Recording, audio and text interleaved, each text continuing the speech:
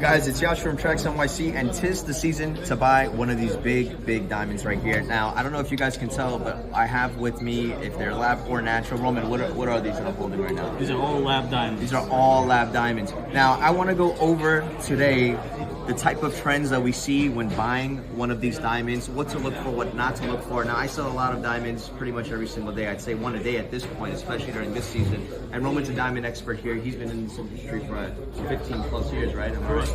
Exactly. So me and you, Roman, we're going to try to educate the viewers on what to look for when buying one of these diamonds, what's the popular trends, and what's kind of to stay away from. And so when you guys are out there diamond shopping for one of these larger center stones, you know who's actually giving you the good advice and who's giving you the bad advice, right? So I know that I have a few here. Why don't we start off with, let's say, the king of diamonds, right? Which is what? King of diamonds. The king of diamonds, we like to call it, and that's the round. The round is the most popular. It's the one that is most sought after, most sold as well.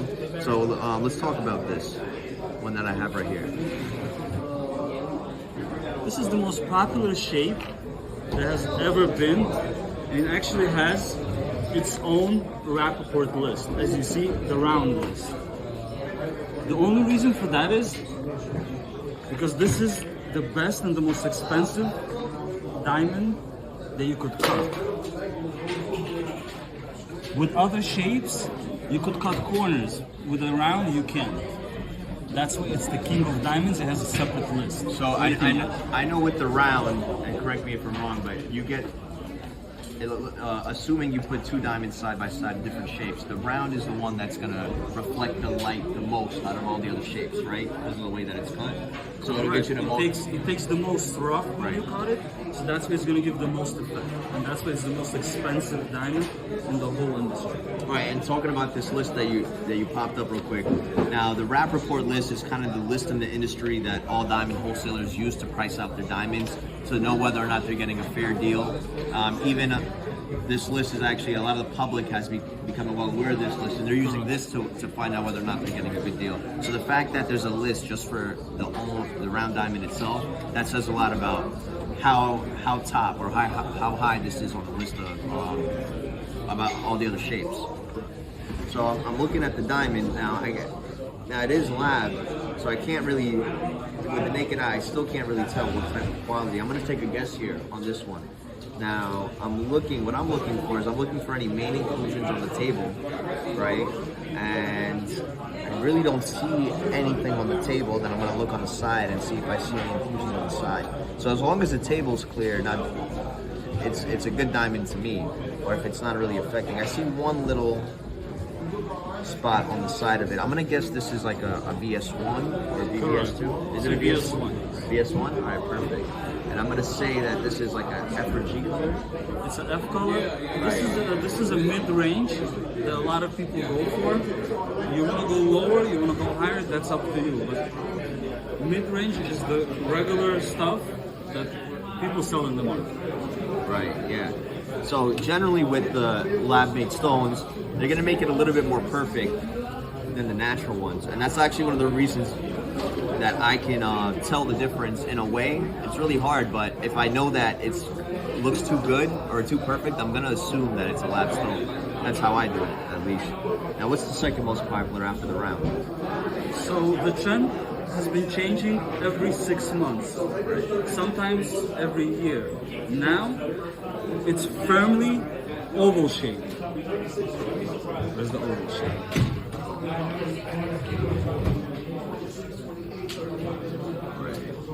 So the oval shape is the most popular shape right now. And the reason for that is, if you look closely, it almost looks like a round. So you're basically wearing a round that has edges to it. What do you think about that? I mean, it makes sense, right? So if we take the cut of the round brilliance, the way that it's cut, and we just kind of extend it or make it longer, you get an oval.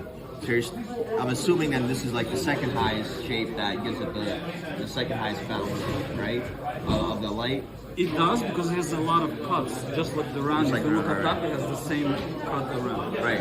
Now, one thing that I look for when I look in my ovals, now it's true actually, the second fastest selling stone, because I'm on the retail end, I know you're on the wholesale end, it's true this is the second best selling stone that I had. And what I look for when I look for the oval is kind of more towards the center, and I look for this thing where it's called the bow tie effect, and how much of it, if it's actually given of a bow tie. Now this one, I actually don't see really much of a bow tie at all. Like pretty much none. You know, no bow tie. So this is a really, really good oval, and it looks proportional. It's not too long as well, where it's not like overextended or a skinny oval. It's a pretty decent oval. It looks proportional to me, so I'm actually happy with this oval. Something like this. Now, I'm gonna guess it's pretty much around the same, right? Like a VS1, like a G color. So this is the G color VS1, one color less than the round, but it still looks amazing. And I can actually tell. I can tell over here, I have the bright lights, but I don't know if you guys can tell. Now, what's next on the list? So the next on the list, I would say, is the cushion or the emerald. And the reason for that is because they're very illuminated. You get the bigger look for the same type of price list that you get for a smaller look on a different fancy cup. Yeah. So this one's the radiant, right? That I'm assuming radiant. So I'll tell you this, before a few years ago, it used to be, and I'm gonna bring this up, it used to be princess cut.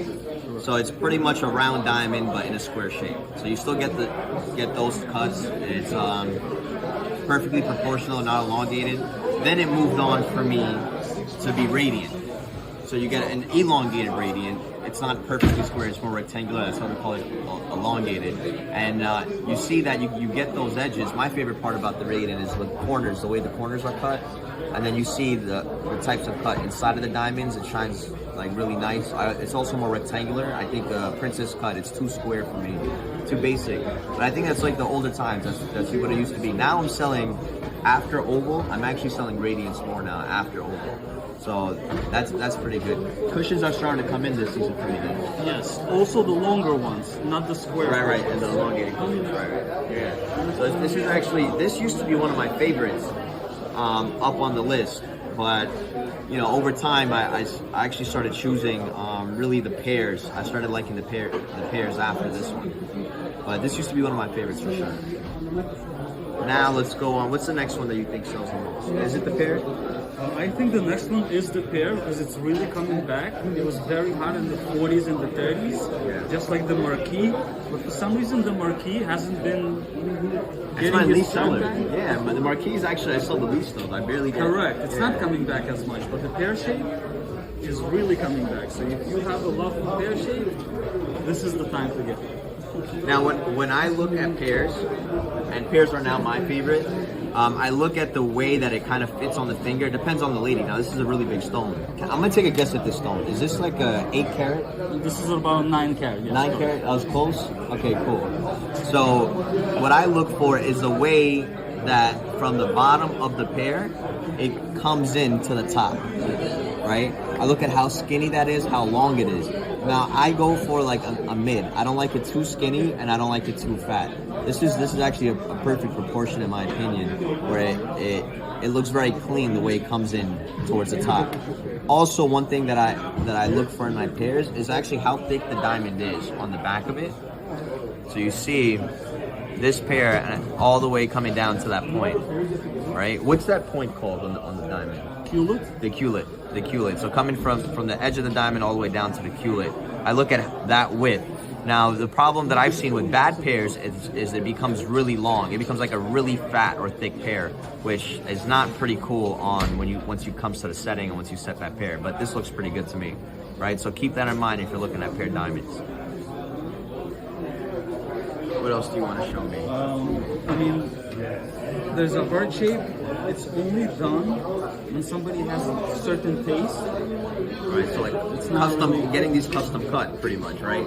They'll take we have like diamond cutters that'll take a custom a seed or like the uncut version and custom cut it to this shape, right? I've seen things like this. I've seen people do like crazy designs, and I've seen it mainly in labs because labs are a little bit easier to use or cheaper. Labs are always easier and they come in bigger quantity, and you lose less money when you cut it instead of naturals. Naturals you're gonna lose much more money if you're gonna do it perfectly.